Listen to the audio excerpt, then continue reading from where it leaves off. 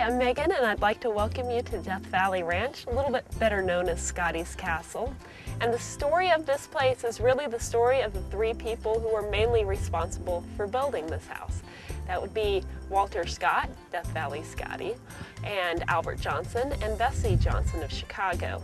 The Johnsons were the ones that actually owned this place. Scotty was more the inspiration behind it. But he wasn't just the inspiration, he was also the real reason that they ever came out to Death Valley to begin with.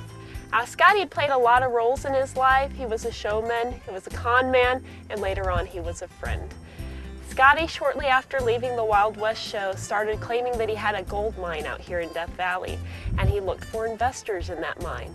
And one of those that he found was Albert Johnson.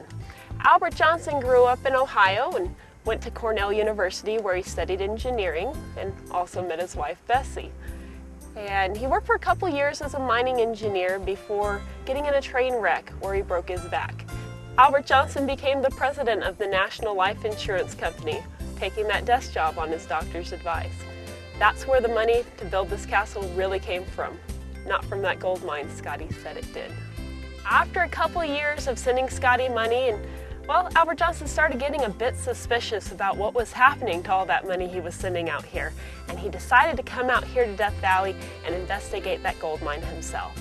Well, he made a few trips out here, and at some point or another he must have realized that Scotty didn't really have a gold mine at all. But he decided that he didn't mind too much anyways, and coming out here and spending that time with Scotty, camping and riding around and exploring, not only was he coming out west like he'd always wanted to do, he was feeling better. Riding around on horses helped improve his back problems, and the dry desert air out here improved his asthma as well. After Albert Johnson came out here for about 10 years on his own to visit Scotty, Bessie Johnson decided to come along for one of those trips. As she got out here and she liked Death Valley and she liked Scotty, but she did not like camping, and so she insisted that they build a vacation house to stay in if they were going to keep coming out here every year.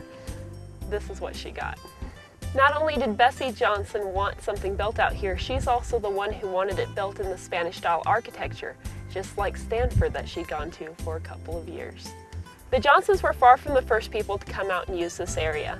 The Shoshone had used this area for millennia to come for their seasonal camps as they traveled around Death Valley following the resources, what was growing where at the best times of year. This area really didn't see much in the way of Americans until the 1849 gold rush. People started cutting through Death Valley and even coming to Death Valley to do some prospecting. One of the people that lived right here at this spot was a man named Jacob Steininger. He came here and did a little bit of farming to sell to the people who were prospecting in different mining towns around in the area.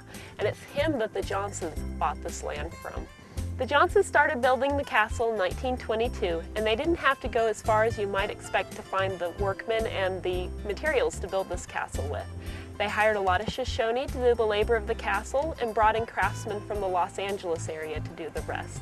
Up to 80 people were on the construction crews at a time, but that number did vary as people quit because it got too hot, or because they were getting too lonely out here in Death Valley, or because they maybe didn't like the rules. They weren't allowed to smoke or drink or gamble out here. They could also be fired for doing one of those things. They also brought in most of the materials from the Los Angeles area. Only about 5% of the tile and about 20% of the furniture comes from Europe, despite that distinctly European feel that this castle has. Be sure to bring your GPS ranger with you as you walk around the castle grounds. There's more content to be found.